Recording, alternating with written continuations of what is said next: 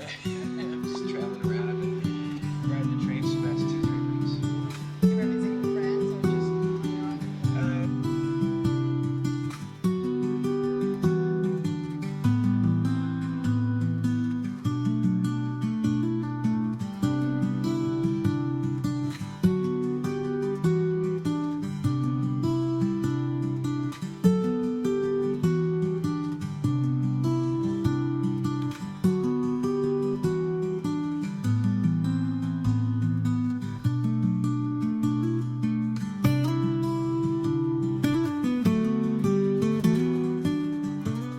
Welcome to a reading vlog. I've decided to read books that are on my spring TBR because the month of April was a bit strange in terms of reading. Before I talk about The Story of a New Name, book 2 in the Neapolitan Quartet, I got a package the other day from my parents. They wrote me a letter, gifted me a book, and I got some chocolate. It was like an Easter package, but also congratulating me for finishing my bachelor, which was so sweet. I think it's all the more special because they live so far and I was not expecting it, so it was really touching. They got me one of my favorite French author's new book. They were actually telling me about it a few months ago on FaceTime, and my mom went and bought it and sent it over. It even has a note on the inside, which is one of my favorite things when receiving books, is if there's a note inside, and my family always does that, so that's so sweet. It says, "This'll keep you busy for a few hours, and congratulations for this great school year." I wanted to taste test this chocolate. Now, I don't know if it's gonna be good because it's traveled all the way from France. It doesn't expire until September, so it should be fine. I'm just worried because it traveled, but she sent it only like a week and a half ago. I thought it would be hollow inside, but it's not. It tastes normal, which is great. I just wanted to taste it. Anyway, I am at page 180 in this book. I stopped right before Lila and Lanu go to Ischia because it was one of my favorite moments in book 1, apart from the ending of course, but I think it's so interesting because she doesn't spend much time describing the surroundings. It's really fully focused on what the characters feel and who they are and how they think, but when she does describe nature and the surroundings, I always find it really beautiful, and I remember the way that she described the sea, the sun, was really nice, and I think this time it's gonna be even better because Leela is gonna be there. I think this one so far, it's been focusing even more on the inequality between men and women, specifically at this time, but there's a lot of things that obviously still have repercussions today, and it's been really aggravating, but it's also been a bit quicker to read than the first one. I think there's a bit more momentum in this one, so I've been reading it a bit quicker, hence why I read 180 pages in a day. And I wouldn't call Ferrante's writing dense by any means, but the way that the sentences are constructed, it requires more energy for me to read them, but they're beautiful sentences, so it's gratifying to do so. I have so much love for this book, and it feels genuinely like it's a gift to read this story. It's so detailed, and I think there's some really like specific scenes that we get to go along where we see how the characters process them, but also just how simple their life is, and I think that can be very boring to some people. I just find it fascinating. I've never read anything like this, and it's very distinct, and I find it such a pleasure to read this. But this one so far, I like it even more than the first one, and I'm trying to savor it at the same time because I don't want to miss anything. I want to take my time and appreciate all the nuances and the details. Perhaps I also like it more because the characters are growing and they're entering almost their 20s, which is just like me, and I think it's a very specific time in your life, and Ferrante's gift is that she manages to write how the characters think and feel based on their age as well. It feels very realistic. I can't believe that the characters aren't real, to be honest. I think about them in my day-to-day life, which is quite rare, I think.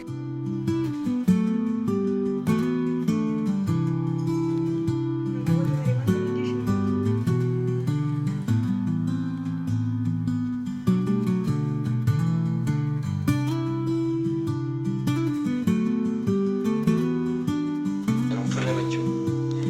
Vieni, ti stiamo aspettando.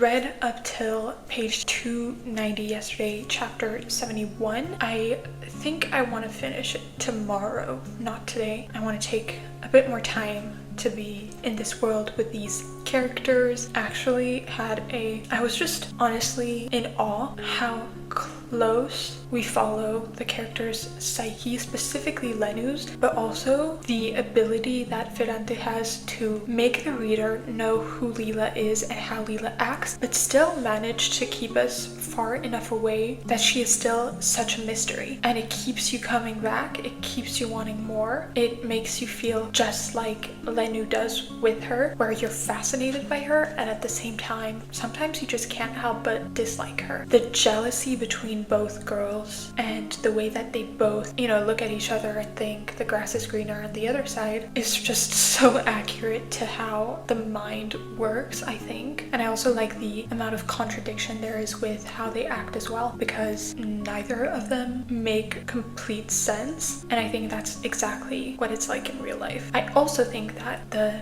secondary characters are so strong, specifically Nino in this book. I've just felt so much frustration and anger towards some of the secondary characters in this book, and that just goes to show how enthralled I am in this story. I'm also shocked with the precision with which she writes Lenu's character, because in the first book, the first chapter is actually her in her 60s being like, this was my story when I was young. And so she's recounting it being in her 60s, but in this book, we follow her as she was almost 20, I think. She's gonna turn 20 in this one, I think. Early 20s, late teens. And there is this degree of, we're clearly in the mind of a young woman, but also you can see the perception that her as a 60-year-old has over herself as a 20-year-old, if that makes any sense at all. And I find that brilliant. Honestly, I only have such good things to say about this because I'm just reading the book being like, wow, that's the most common thought I have. And I feel as though it's so strong as a piece that I don't even want to or need to insert myself, my experiences within the book. And I've never really had that experience with reading. Usually I do insert myself, not consciously, but sometimes that happens, unless I'm reading just a book for just fun. But then this one is like, it's just so good. This experience has just been so gratifying. I'm gonna go on a walk now and probably read some more. I'm gonna sit on a bench, read, get some sunlight in.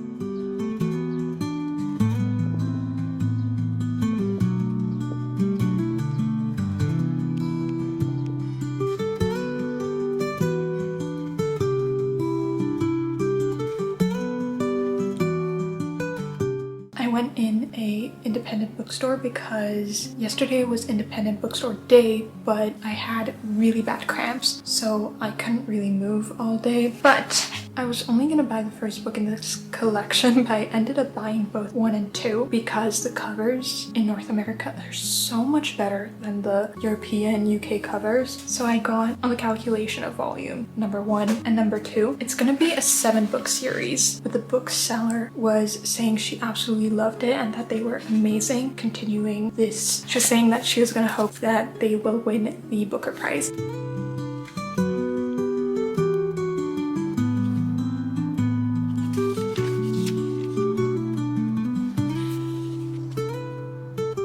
Well, hello. I finished The Story of a New Name earlier. I finished it at the park. I think it might be a little bit difficult to express everything, but I'm gonna try my best. However, if words fail me, it is only because there's so much in this book. First thing I want to talk about is the writing. I think that Anne Goldstein's translation is absolutely perfect. I also read a bit from the French translation because I don't speak Italian, so I kind of wanted to check a language closer to Italian just to see the similarities, and French and Italian are both quite similar, especially in the construction of sentences, the order in which we speak the words. And I think that honestly translating this work must have been so difficult because there is, it seems, so much precision in which words are chosen and which are not.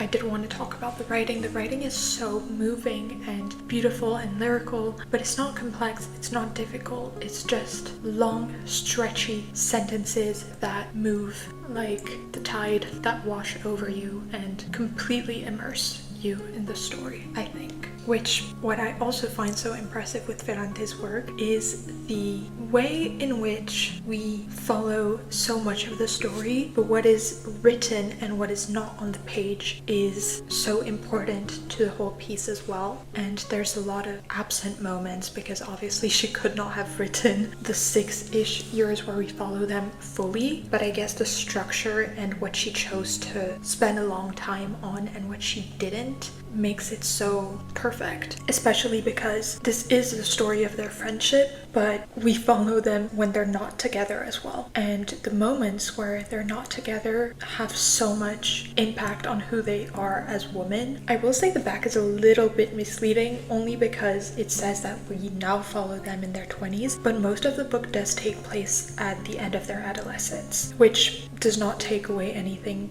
of the story. It's just everyone says this is them in their 20s. The friendship is just very moving to me and special, and at the same time hurtful, and it gets you angry, it gets you sad. It's just, if I'm so engrossed in it when I read it, and even when I don't. I think of the characters a lot when I don't, and the way that they navigate life, it makes so much, and because we're so deep within their thoughts, it feels like they're genuinely real. I don't know how she had the capacity to write something so detailed, I guess, but also so raw. The amount of time we also spend with the secondary characters, the whole ensemble, the whole cast of characters is so important to who they become and who they are and who they were. And that is so impressive because you'd think that with such a big cast of people you'd get lost or that they wouldn't have a purpose, but every single thing in this book feels like it's been meditated over for years and years, and it feels like everything is in there for a reason. I just find that the entire time I'm reading this story, I'm just in awe and fascinated and speechless as to how it's written, how the characters are, and everything. I did not think that that was going to be the ending, but when I came to the last chapter, I was like, this is gonna happen, and it did.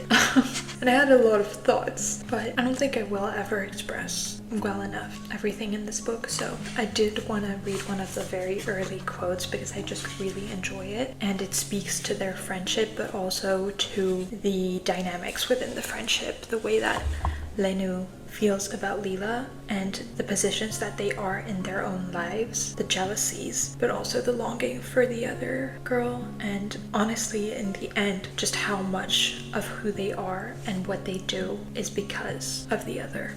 If nothing could save us, not money, not a male body, and not even studying, we might as well destroy everything immediately. The fact that this is in the beginning of this book is so powerful because we follow the dynamics of money, poverty, which is such a big part of the story, as well as the studying, academia, and the men in the story, all three of which determine exactly how they have to live their lives. I want to convince everyone to read this just because of how brilliant it all is.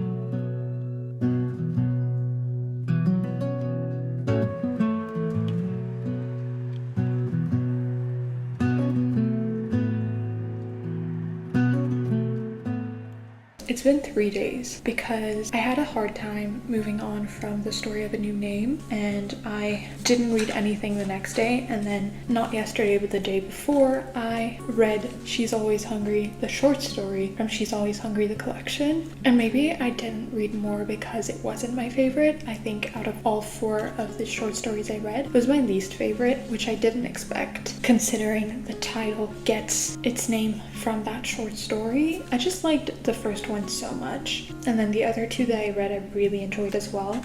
She's Always Hungry, I just didn't love it.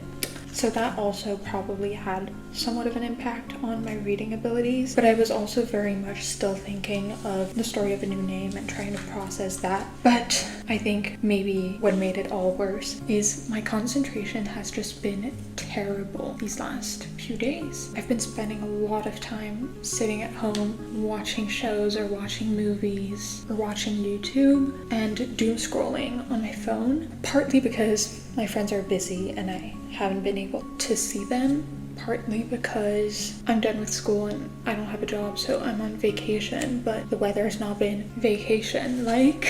So I've just gone on walks, long walks when it's been sunny out, but it hasn't been that nice these last 3 days. So yeah, I've just been kind of waiting for the day to be over, getting to sleep and hoping the next day would be better, which it hasn't been that awesome. I will say I've just been feeling very neutral, as if like nothing is affecting me since I finished The Story of a New Name. I mean, better than feeling sad, but I do prefer feeling a little bit of like excitement and happiness, which has not happened that much. But yesterday I did start Permafrost by Eva Baltazar. I'm halfway through right now. It's quite short. It's only 122 pages, so quite a short read. But I spent all day inside yesterday cleaning my apartment, just doing that and reading, and I've only read 60 pages, which really goes to show my inability to concentrate. And it's always a little harder when I start a new book, but I'm usually able to read a bit more than 60 pages, especially when a book is short. I feel like the motivation is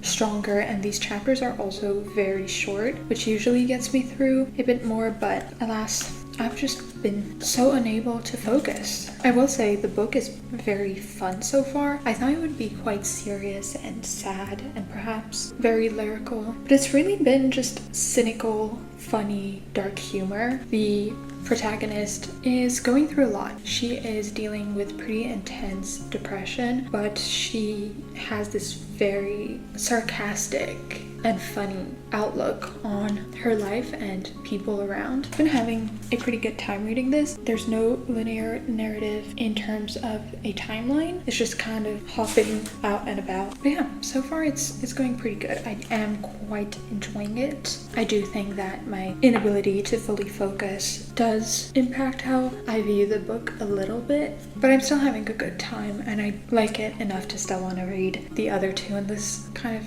collection. So hopefully I will finish it today. That's what I'm going to try to do right now. And today's plans are, as always, very empty. Probably going to go for a quick walk as always, because it is not nice out today.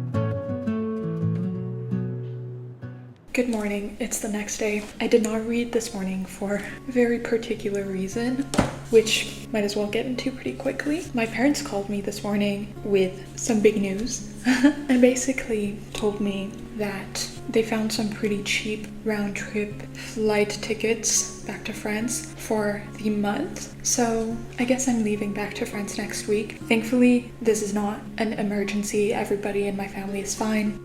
I will say I was quite taken aback because the whole plan was for me to stay here till the end of June. My graduation is mid-June, and then for like 2.5 weeks in June, I am traveling a bit around Canada because I'm probably not going to get the opportunity to do that again. So my grandparents on my dad's side are coming, and then we're going to Vancouver together, and then my parents are coming here so that I can have my graduation and they'll be here, and then we're all going to Montreal for 5 to 6 days, I think. So the plan was for me to stay here until June when my grandparents come and when we go to Vancouver. But a lot of my friends aren't here right now. I have 2 friends who actually live pretty close to the city, so they've been back home. One of my friends was in the US one of my friends is in Puerto Rico, and then one of my friends was in New York. So I haven't been seeing a lot of my friends, and so I've been a little bored. I finished Permafrost. I really enjoyed this one. It's going to be one of those like great books that I remember. I don't think it's a favorite.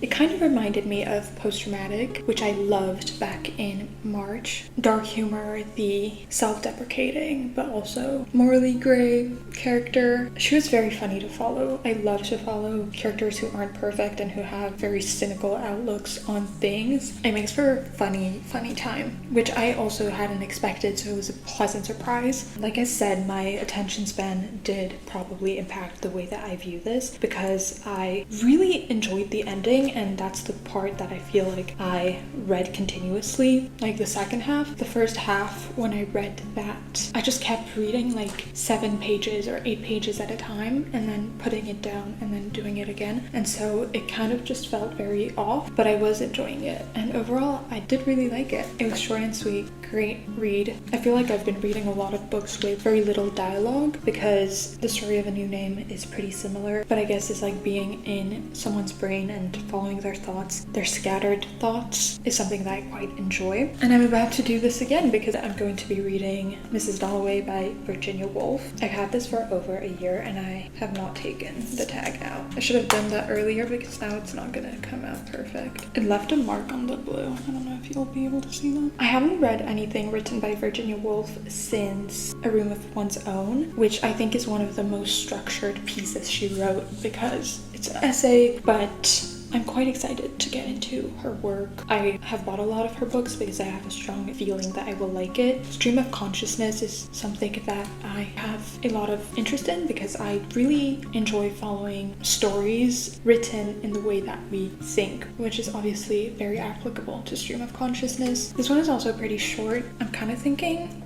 this on the plane might be a pretty fun idea because I hate flying.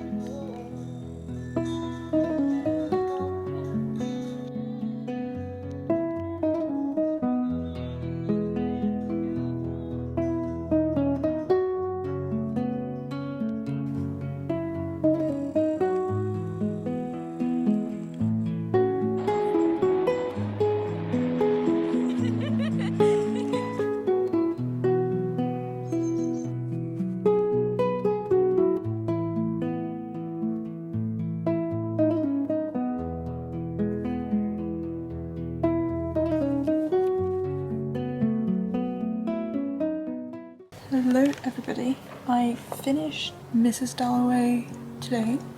It took me a while to read because I have been quite busy with flying back and trying to see all my friends before I left. I arrived 2 days ago. I thought I would read it in the plane, but I ended up sleeping the whole way, so I just didn't. But I really enjoyed the stream of consciousness style and the story itself. I liked that we were following different characters. By the time we were at the party, I was a little bit less interested because there was a lot of names thrown about and I was a bit more lost. But overall, I really enjoyed it. I really like her writing. She tends to compare people or things with plants and flowers or nature in general, which I really enjoy. It kind of puts you in a very spring setting, which I really liked. Overall, I had such a good time with this one. Still making my way through Eliza Clark's short story collection, which I'm hoping to finish soon. But overall, really, really nice read, Mrs. Dalloway. I would recommend it. I think it is quite accessible. I don't know how accessible the other books by Virginia Woolf are, but I'm keen to read all of them because she's quite fascinating and I do really enjoy her writing and the style. And I'm really happy that I did enjoy Stream of Consciousness because there's a lot of authors who have this style who interest me. So great read. I shall sign off. I honestly can't even see the camera because of how sunny it is. So if the angle is really bad, I apologize. But thank you for tuning in on this reading vlog